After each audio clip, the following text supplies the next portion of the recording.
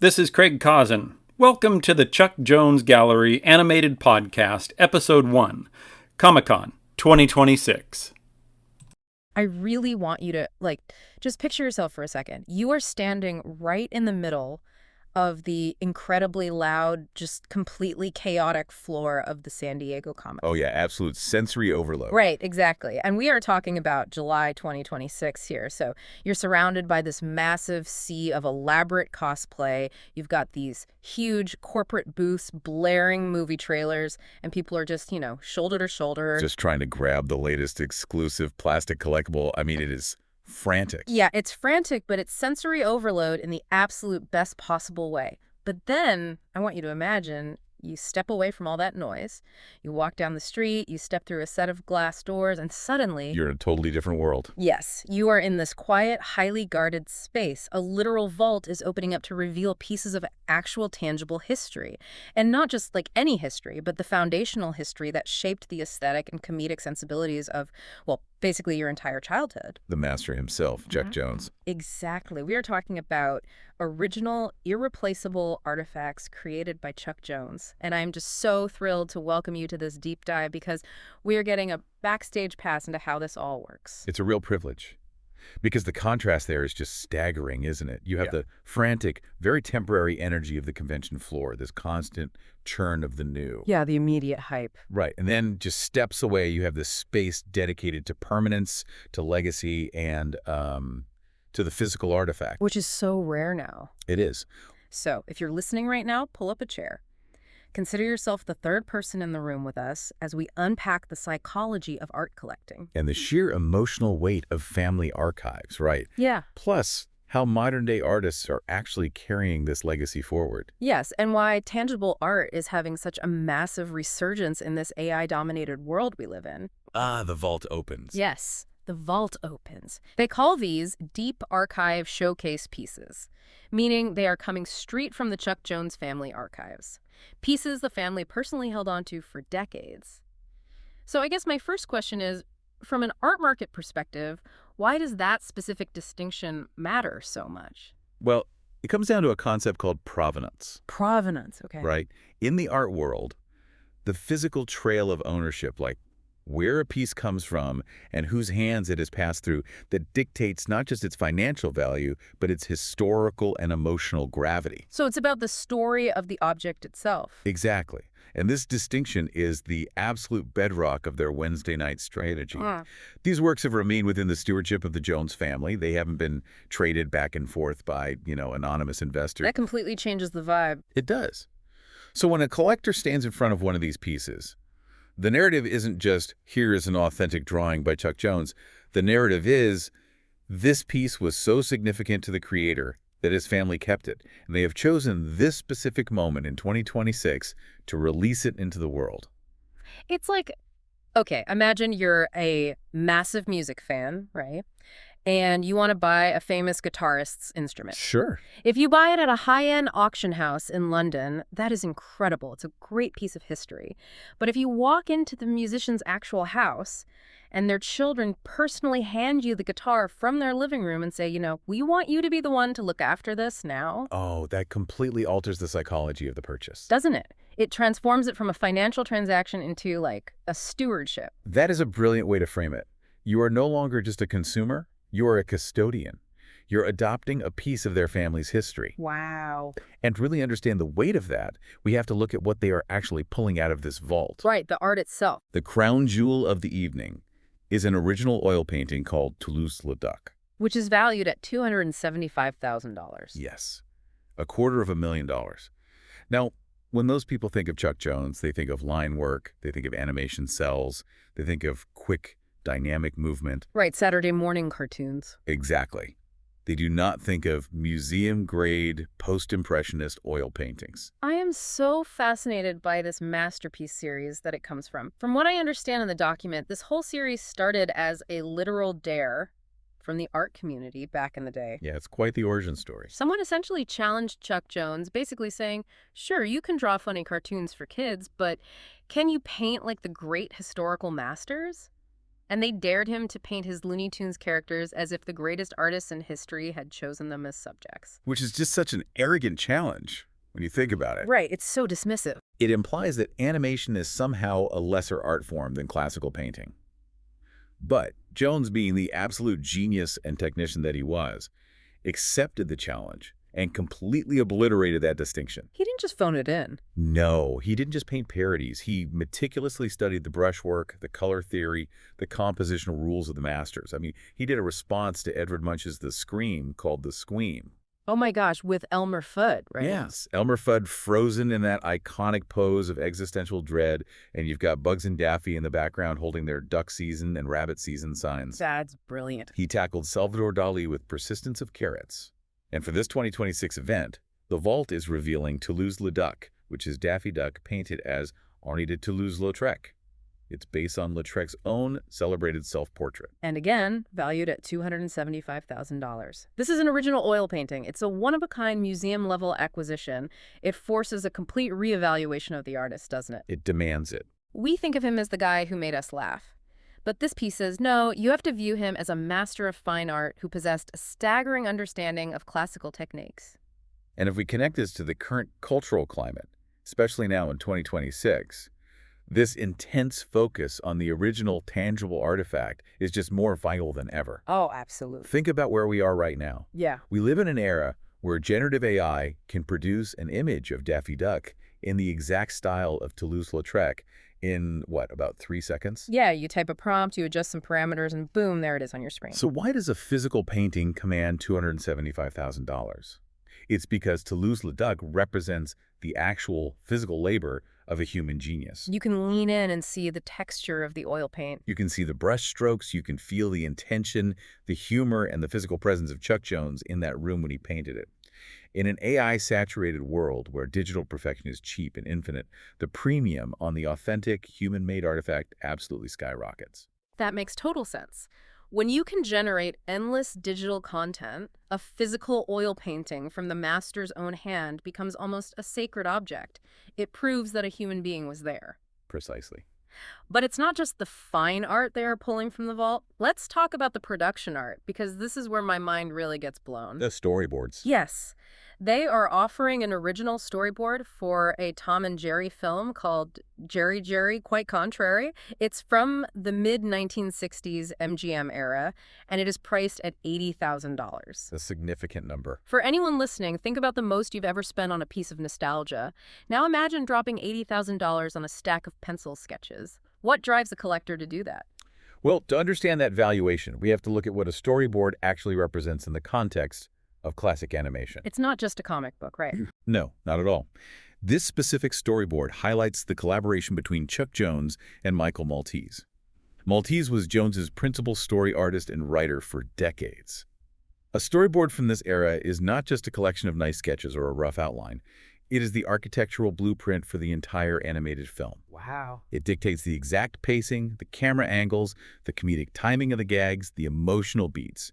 It is the raw, unfiltered genesis of the film, invented on paper before a single frame of final animation is ever drawn. And the document says it's 30 pages long. You are buying 30 pages of pure creative problem solving. But even still, $80,000 is a staggering number. It is, until you look at the historical context they provide to justify it. Right, because in the 90s, just a few individual frames from the What's Opera doc storyboard were valued at $500,000. Exactly. So when you compare it to that, an entire 30-page blueprint for a Tom and Jerry short at $80,000 almost seems, I don't know, I don't want to say like a bargain, but it makes logical sense to a serious animation historian. It absolutely does. And again, think about the physical reality of that 30-page storyboard. The pencil marks, the heavy indentations on the paper where someone pressed down hard to emphasize a movement. Oh, yeah. The erasures, Yeah. the frantic margin notes where Maltese and Jones were trying to figure out how to make a gag land.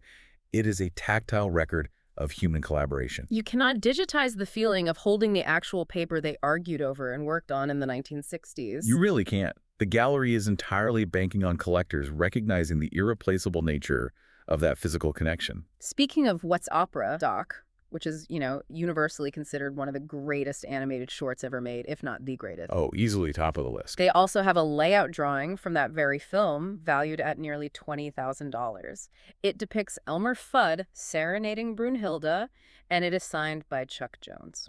Now, I know what a storyboard is, and I know what a final cell is, but can you break down what a layout drawing actually is and why a collector would want it over a final, fully painted cell? That is a great question. If the storyboard is the architectural blueprint, the layout drawing is the structural engineering. Okay, I like that analogy. Layout artists in classic animation were responsible for translating the director's vision from the tiny storyboard panels into the exact spatial language of the final film. So mapping out the actual physics of the scene. Yes. A layout drawing dictates exactly where the characters will stand in relation to the background, how the perspective works, how the lighting will fall, and exactly what the camera is doing. It is highly technical. So it's much more rigid than a storyboard sketch. Very much so. So to have the original layout drawing of the emotional climax of What's Opera, Doc, a 7-minute masterpiece that brilliantly smashed together highbrow Wagnerian opera with lowbrow slapstick comedy, is extraordinary. And the signature pushes it over the edge, right? Precisely. Original production art signed by Jones is significantly rarer than unsigned material because they didn't typically sign these working documents while they were making the films. They were just doing their jobs. Right, it was just paperwork to them at the time. The signature was added later, leaving a direct, modern mark of the artist's hand on a historical document. Okay, I have to ask you to explain one more technical term because this one popped out at me in the guide. They are offering a Grinch and Max Keymaster setup valued at around $20,000. Now, the Grinch completely transcends animation. It's a foundational piece of American holiday culture. It really is. But what exactly makes something a Keymaster setup? Why is that phrase so important to a collector? A Keymaster setup is essentially the holy grail of cell collecting. In classic animation, you have the painted celluloid, the clear plastic sheet with the character painted on it. Right. And then you have the background, which is usually a separate watercolor or gouache painting. Because characters move across the same background for multiple frames, there might be hundreds of cells for one single background. Ah, okay. Often, when art was sold historically, you just get a character cell placed over a reproduction background or placed over a background from a completely different scene just so it wasn't transparent. Right, a mismatched background just to make it look nice in a frame. Exactly. But a Keymaster setup means you have the original production use cell of the character matched perfectly with the exact original production use background that appeared behind it in that specific frame of the film. Oh, wow. They're keyed together. Yes. It is an exact physical slice of the finished film as it was photographed by the animation camera. The rarity of finding the original cell and the original background still paired together decades later is astronomically low. That is why it commands $20,000. Wow. Okay, that makes total sense. You are buying the literal frame of the movie. But what really struck me is how they seal the emotional connection of these massive purchases. They have this initiative called the Family Dedication Program. Every original artwork acquired from the Deep Archive comes with a special dedication card. It is signed by Linda Jones, Chuck's daughter, and it is dedicated and signed by Craig Housen, his grandson. Why does a signature on a dedication card from the family matter so much to someone who just spent $20,000 on a Grinch setup? Yeah, why? It matters because it officially validates the transfer of stewardship we talked about earlier. It is the family looking at the collector and officially recognizing them as the new protector of this piece of their grandfather's history. That gives me chills, honestly. The urgency comes organically from the realization that these works are one of a kind. If they go unsold, they may return to the family vault. If they're sold, they disappear into a private collection, perhaps not to be seen again for another 50 years. It's the ultimate FOMO, fear of missing out. But elevated to a historical, almost academic level, the desired reaction the gallery wants people to have after this Wednesday night event is, my God, I should have been there, and I will absolutely not miss the next one. Okay, so we've talked about the historical vault on Wednesday, and we've broken down the economics of how they price that history. But if the vault is entirely about the past, how do you sustain a legacy without just repeating yourself? That is the big question for any heritage brand. Right. Thursday night pivots entirely. Having established the historical foundation of Chuck Jones, the gallery introduces the next chapter. Which is vital. A legacy only survives if it is continually reinterpreted by new voices. If you just lock it in a museum, it becomes a relic. Thursday night is all about a massive crossover event. Looney Tunes cross Steve Barton, Here's where it gets really interesting. For those who might not follow the contemporary art scene, Steve Barton is a hugely celebrated artist. He is widely known for his Disney fine art. He has a massive following. He paints these incredibly vibrant, luminous, almost hyper-optimistic pieces. And he is famous for framing them in these signature, handcrafted, wavy wood frames that literally warp and extend the visual experience out from the flat canvas into the room. He is a contemporary master of character art and color theory. But what makes Thursday Night a milestone is that this is his very first dedicated Looney Tunes collection. It is a massive pivot in his career. And the gallery frames this beautifully as the intersection of two storytellers. I love that framing. Because Chuck Jones created the original psychological templates and the structural designs of these characters, but Steve Barton is taking them and putting them into his own distinct, vibrant visual worlds. It's a true collaboration across eras. It's like, okay, imagine a famous music cover. Think about Johnny Cash singing the Nine Inch Nails song Hurt. Oh, what a great example. Right. When Johnny Cash sings it, he doesn't erase Trent Reznor's original industrial version. Instead, he brings his own lifetime of experience, his own gravelly, aged voice, and his own acoustic arrangement, and he gives the song a totally new, poignant, emotional weight. That is exactly what Steve Barton is doing with Bugs Bunny and Wile E. Coyote. He's performing a visual cover song. Yes! That is a very powerful way to look at it. Steve Barton isn't just copying a cell from a 1950s cartoon and coloring it in. He is engaging in a conversation with Chuck Jones across time. Barton approaches these characters not just as funny visual designs, but as enduring psychological personalities. And this is where we have to look beyond just who the characters are and look at how their visual structure elicits such a strong emotional response from us. Yes. Let's go through the character archetypes because it's so insightful. First, they focus heavily on Wile E. Coyote. Oh, my favorite. When Barton paints Wile E. Coyote, he doesn't just see a hungry, pathetic animal chasing a bird. He focuses on the dignity of determination. The dignity of determination. That's so profound. When you look at the physical design of the coyote, the scrawny neck, the intense, unblinking eyes, the way his body language always leans forward into the next impossible scheme, it communicates relentless drive. No matter how many times he falls off a cliff, gets crushed by a boulder, or has an Acme rocket explode in his face, he wakes up the next day, orders another rocket, and tries again. Exactly. The gallery notes that collectors who have ever refused to quit in their own lives see themselves in him. It is the human condition summarized in a corporate IP. We all experience failure. We all have days where the metaphorical anvil drops on our heads and flattens us. You certainly do. To collect a painting of Wile E. Coyote, especially painted with Barton's warm, empathetic color palette, is to hang a symbol of relentless resilience on your wall. It is a daily reminder to keep trying. Then there is Bugs Bunny. The gallery describes his appeal as resting on unshakable confidence and wit. And again, look at the animation design. Bugs rarely moves frantically. No, he's always super chill. He leans against trees, he chews a carrot slowly, his posture is always relaxed, even when a shotgun is pointed at his face. He is always in control, always one step ahead. If Wile E. Coyote is who we actually are when we are struggling, Bugs Bunny is who we desperately aspire to be. He is the guy who can maintain his cool while the entire world is falling apart around him. Precisely. The structural design of Bugs Bunny, the long, elegant lines, the relaxed weight distribution communicates absolute mastery over his environment. And then contrast that with Sam Sheepdog. Oh, Sam Sheepdog. The gallery describes him as representing quiet competence. Visually, he is just a massive, unmovable block of fur. You can't even see his eyes most of the time. He's just a mountain of a guy. He's professional, he is steady, he clocks in, does his job protecting the sheep from Ralph Wolf, punches his time card, and goes home without needing a parade. He never seeks the spotlight. And the gallery notes that this is the character collectors quietly admire most, because we all know someone like that, right? The reliable, unshakable foundation of a family or a workplace who just gets the job done. Exactly. And finally, you have Foghorn Leghorn. The loudest of them all. Visually, he's massive, taking up the whole frame. He's larger than life, physically imposing, but completely oblivious, impossible to ignore, and deeply convinced of his own importance. He's the guy who just won't stop talking, but you can't help but laugh at him. Everyone has an uncle, a neighbor, or a boss exactly like Foghorn. What Steve Barton is doing is capturing these universal human archetypes, but he is stripping away the frantic energy of the cartoon and isolating their core personalities on canvas. It's all about nostalgia, right?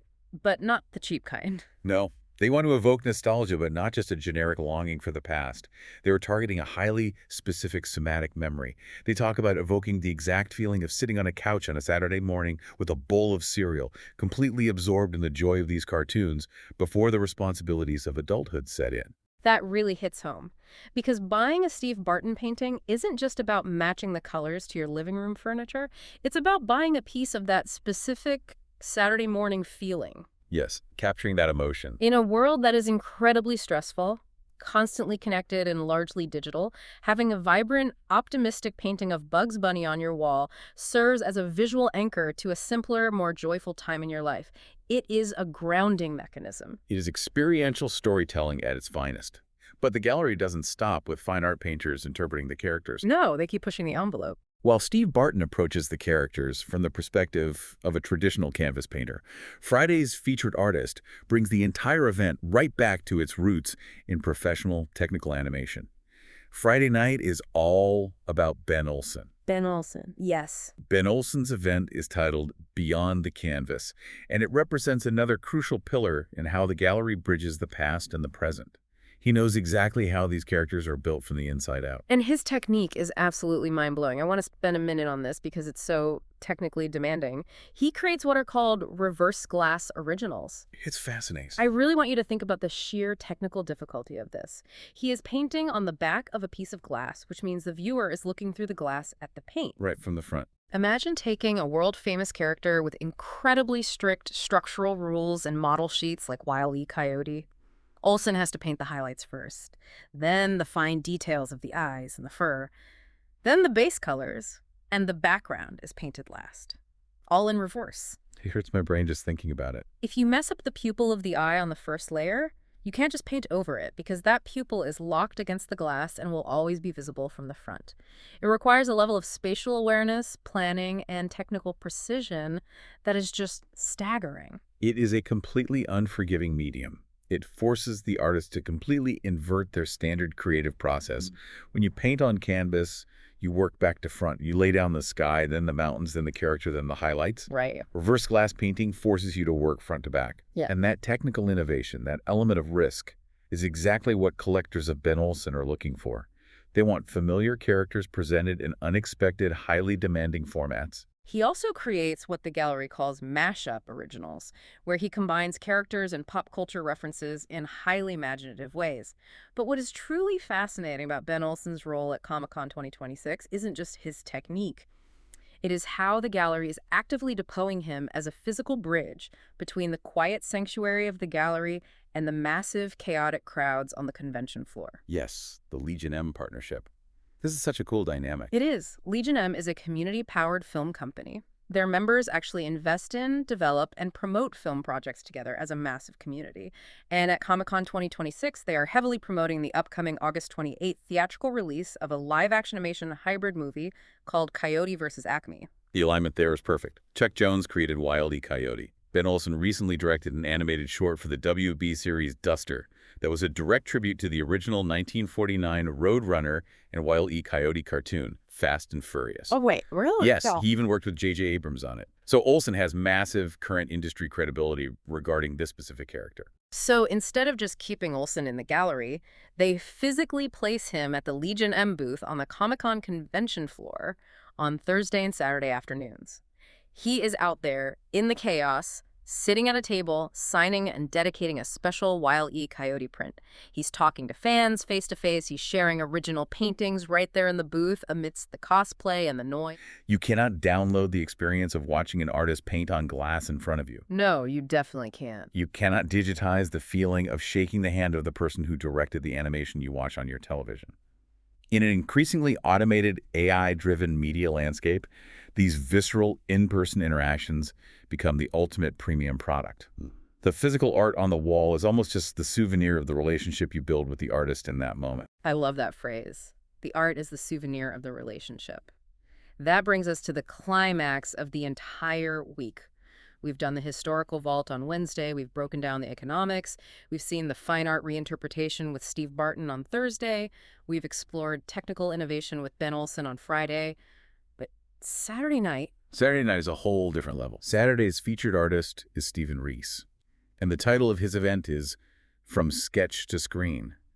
Rees represents the ultimate fulfillment of the cyclical nature of creative inspiration. He really does. Stephen Rees is a 30-year veteran storyboard artist and director on The Simpsons. Think about the cultural footprint of The Simpsons. It is arguably the most influential animated show in television history. Absolutely. But his presence at this gallery highlights a beautiful lineage.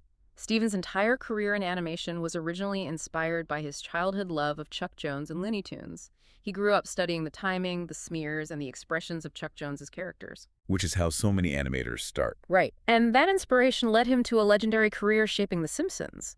And now, decades later, he is at the Chuck Jones Gallery, creating original Looney Tunes art. It is the ultimate story of the fan who became the master, returning to honor the source of his initial inspiration.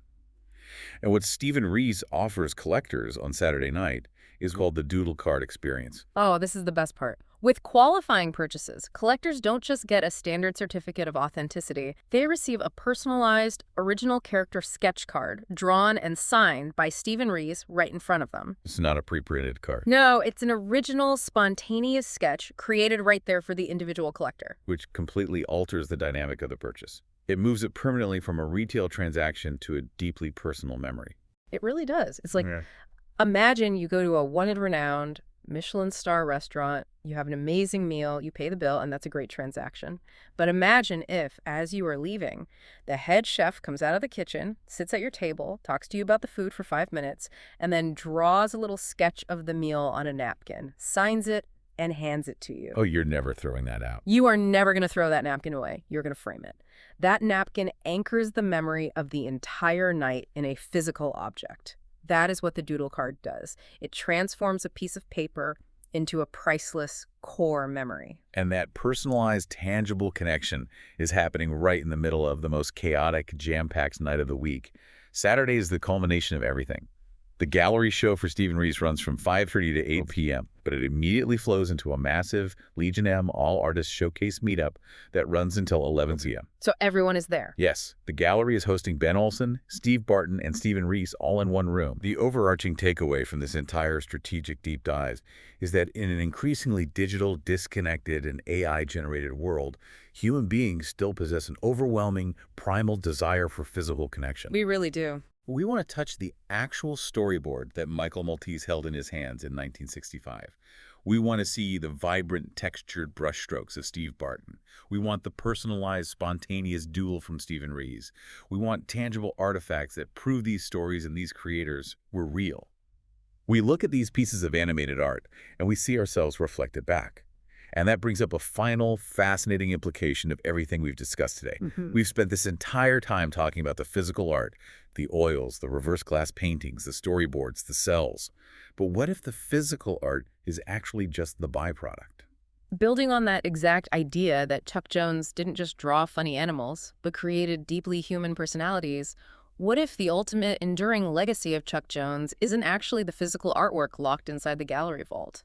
What if his true masterpiece is the psychological templates he left behind in our minds, the universal blueprints that you and I, decades later, still use every single day to understand our own everyday failures, our triumphs, and the sheer absurdity of being human? Yeah, that is a thought worth holding on to, which leaves me with a final thought I want you to mull over. Yeah. We're sitting here in 2026, living in an era that is becoming entirely dominated by rapid AI generation. We can instantly prompt a machine to create flawless, perfect digital content in a matter of seconds. This physical blueprint of a story, like a 30-page hand-drawn storyboard by Michael Maltese with all its smudges, erased lines, and coffee stains, or a painstakingly crafted reverse glass painting by Ben Olsen where a single mistake ruins a whole piece.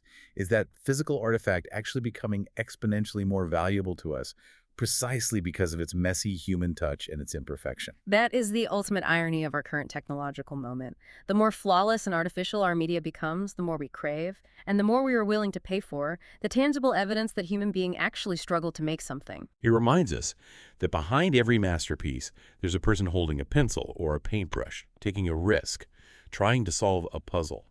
So the next time you walk into a gallery or see an original piece of art, remember you aren't just looking at a static object locked behind glass. You are looking at a living blueprint. You're looking at the source code. Thank you for taking this deep dive with us today. We'll catch you on the next one.